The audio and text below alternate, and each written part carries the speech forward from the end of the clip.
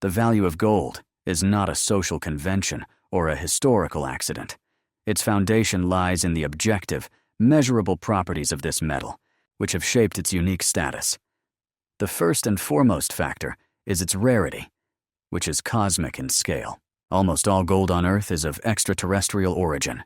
Heavy elements, including gold, are formed as a result of catastrophic astrophysical processes during the merger of neutron stars or supernova explosions. This means that gold could not have formed in significant quantities within the depths of our planet. It was introduced in a ready-made form during the late heavy bombardment billions of years ago. Consequently, its total quantity on the planet is primordial and finite, and its concentration in the Earth's crust is extremely low. The economic consequence of this physical rarity is high and inevitable extraction costs. To obtain 1 ounce of gold, approximately 31 grams, under modern conditions, it is necessary to process, on average, 2 to 3 tons of ore, undergo complex extraction processes such as cyanidation or flotation, and then refine. This enormous labor and energy intensity creates a high baseline value that is virtually impossible to reduce dramatically. The second key property is absolute durability and chemical inertness. Gold is a noble metal, meaning it does not react with oxygen or water, and is not subject to corrosion or oxidation under natural conditions. It does not tarnish over time like silver, and does not deteriorate like iron.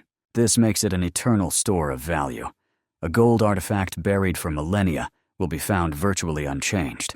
In a world where all material objects eventually wear out, rust, and deteriorate, this property alone was magical and predetermined its use for creating sacred objects and storing wealth. The third group of properties made gold an ideal material for the function of money. These are the so-called monetary properties. Portability. Thanks to its high density of 19.32 GCm3, great value is concentrated in a small, easy-to-carry and store volume.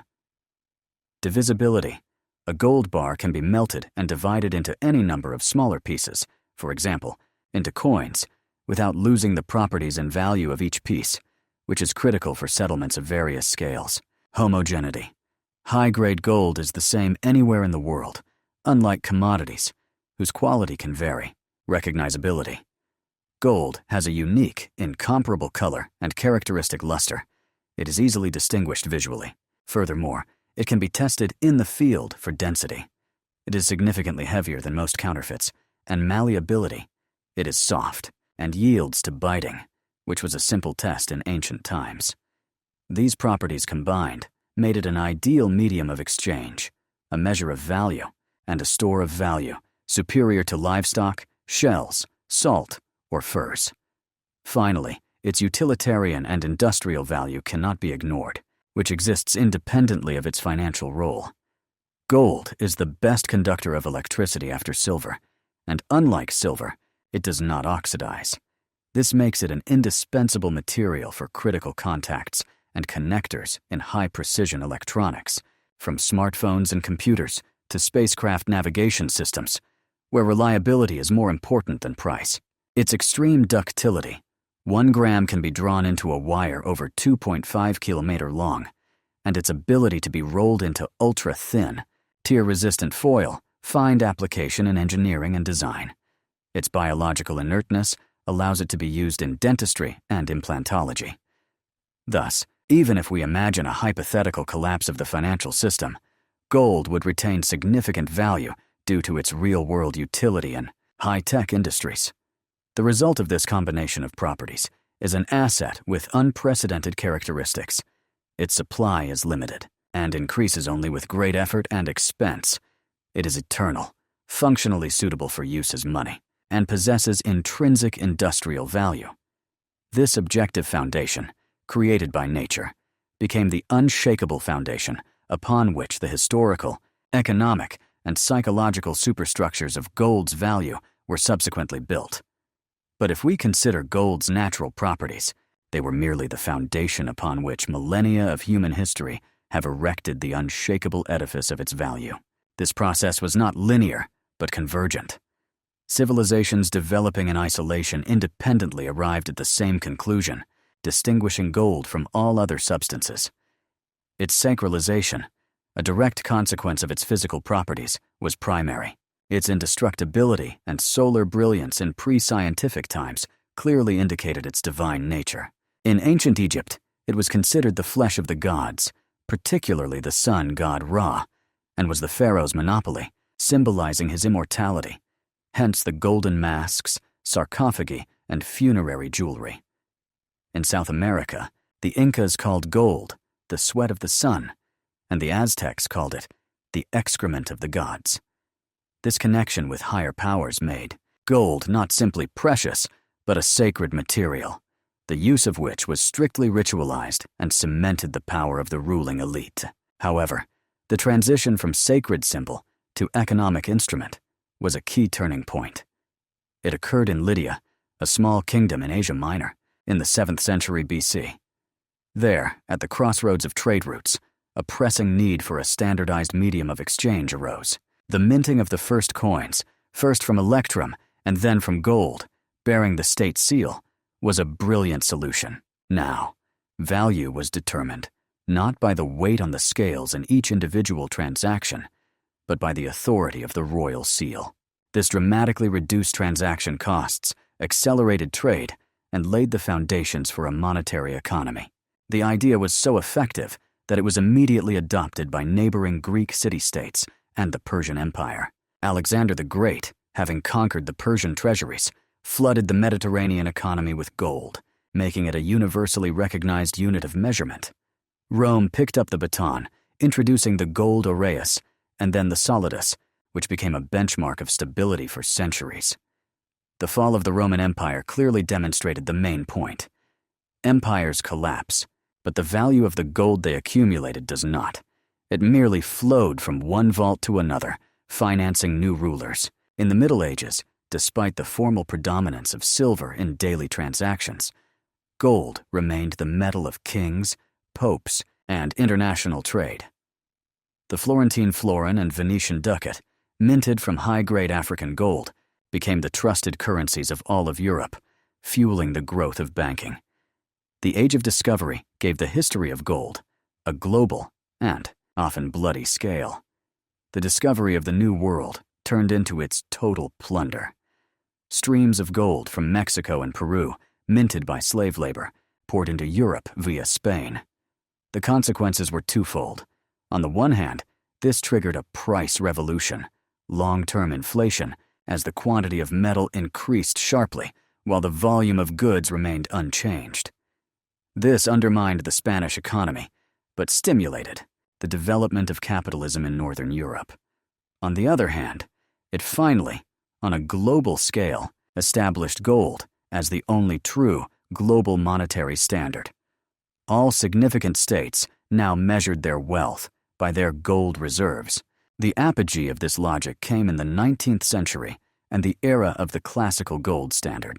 Great Britain, which had become the world's financial center after the Industrial Revolution, made the pound sterling convertible into gold at a fixed rate. Other countries began to adhere to this standard as an anchor of stability. A harmonious system emerged.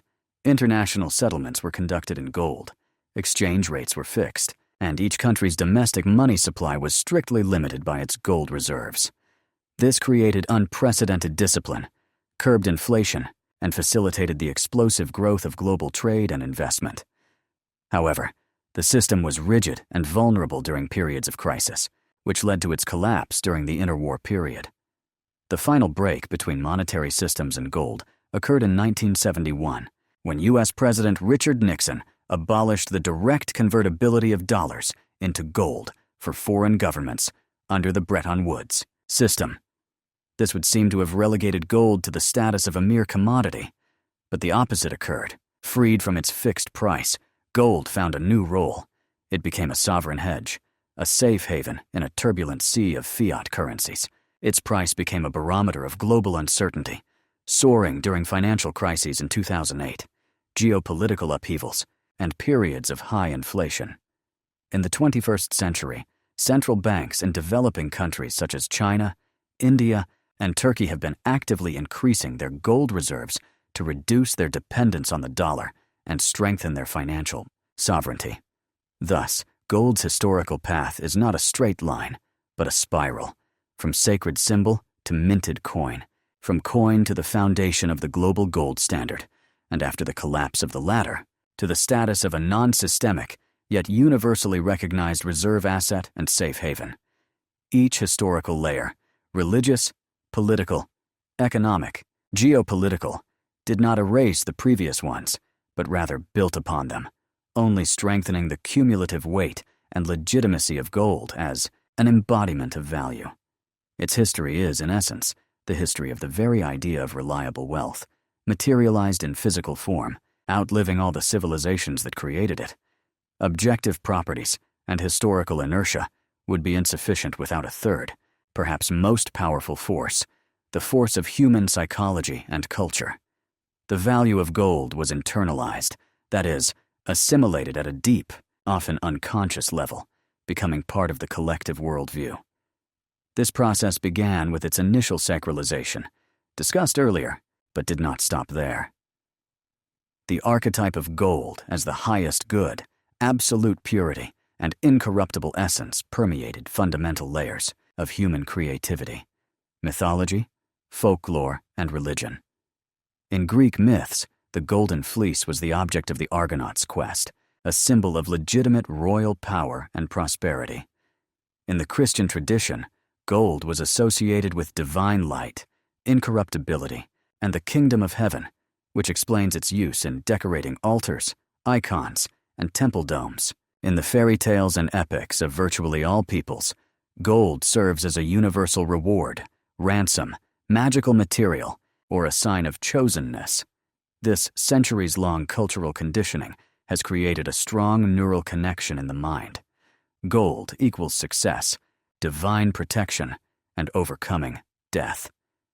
This connection is so strong that it functions even in the secular modern society, simply by replacing the religious veneer with a secular one. Psychologically, gold brilliantly exploits several basic cognitive and social mechanisms. First, it is a hyper-automated status symbol. Its shine and color are visually impossible to ignore. They are instantly read as a signal of the owner's resources, success, and power. It is not an abstract figure in a bank account, but a tangible, material proof of wealth that can be demonstrated here and now. Second, it satisfies a fundamental need for security and stability, especially acute in unstable times. Possession of a physical, eternal asset, independent of any obligations, reduces existential anxiety and gives a sense of control over an unpredictable future. During periods of war, revolution, and hyperinflation, gold in a pocket or hidden stash was often the only chance for survival and a fresh start, cementing its role as a last resort in generational memory. Thirdly, gold possesses powerful emotional and ritual value, deeply woven into personal life. A gold wedding ring is more than just jewelry. It is a material symbol of eternal commitments, like the metal itself, a public contract, and a family talisman. Gold jewelry, passed down through generations, becomes a guardian of memory, a physical connection to past generations, a transmitter of family history and identity. This private, intimate value exists alongside its public economic function and only strengthens shared affection. Cultural programming is not limited to the past. It is actively supported by contemporary institutions. The jewelry industry, film, advertising, and mass media constantly reproduce and reinforce gold's association with luxury, success, love, and victory. Think of golden Oscar statues or championship medals. This constant cultural relay prevents the archetype from fading. Moreover, a powerful self-reinforcing prophecy, or network effect, is created. Gold is valuable because everyone believes in its value, and this belief is reinforced by global history, the actions of central banks, and the behavior of other investors. This belief is so universal that it creates a global consensus comparable in its stability to the laws of nature. Attempting to challenge this value is tantamount to challenging the very idea of hierarchy and status in human society. Breaking this cycle is nearly impossible, as it would require a synchronous shift in the perceptions of billions of people, a complete rewriting of cultural codes and collective memory, a task beyond all reach. Thus, the psychocultural layer of gold's value is the glue that binds together its physical properties and historical destiny. It functions not only as an economic tool, but also as a powerful cultural code, symbol, and emotional anchor. This transforms it from a mere rare metal into a unique psychosocial phenomenon whose appeal is rooted in the deepest layers of the human psyche and social structure, making it resistant to rational arguments about its uselessness. Cultural programming to regard gold as the highest good has completed the process of its deification, begun by nature and continued by history, creating for it a protective shell of meaning that preserves its value even in the most technologically advanced and digital future. At this point, you might think that in the 21st century, in the era of cryptocurrencies, digital payments, and virtual assets, archaic physical gold should have become a thing of the past. However, reality demonstrates the opposite. Gold has not only survived, but also adapted, finding new, purely pragmatic niches in the modern global economy based on fiat currencies backed by nothing but trust in the issuer. Its role has transformed from direct money into a complex financial and strategic instrument, the need for which has only increased in a context of heightened uncertainty. Gold's key modern function is its status as a safe haven, or a hedge against systemic risks. When financial markets panic, confidence in corporate bonds, and even the stability of national currencies declines, institutional and private investors flee to higher prices. Gold, not being a debt obligation and bearing no credit risk, is ideally suited to this role. Its price exhibits a low or negative correlation with stocks and bonds, making it an indispensable tool for portfolio diversification. Classic examples include the sharp rises in gold prices during the 2008 financial crisis, when Lehman Brothers collapsed, during periods of escalating trade wars, and especially during surges in inflation, which erodes the value of fiat money and deposits. Inflation directly impacts the purchasing power of currencies, and gold has historically served as a hedge against this, as its supply cannot be arbitrarily increased by central banks, unlike through money printing. In an environment of zero or negative real interest rates, when holding money in banks or government bonds becomes unprofitable due to inflation, gold, which does not provide a clear income, becomes a competitive asset because it retains its value. For central banks, especially in emerging market countries, gold serves a strategic purpose, strengthening financial sovereignty and reducing dependence on the US dollar.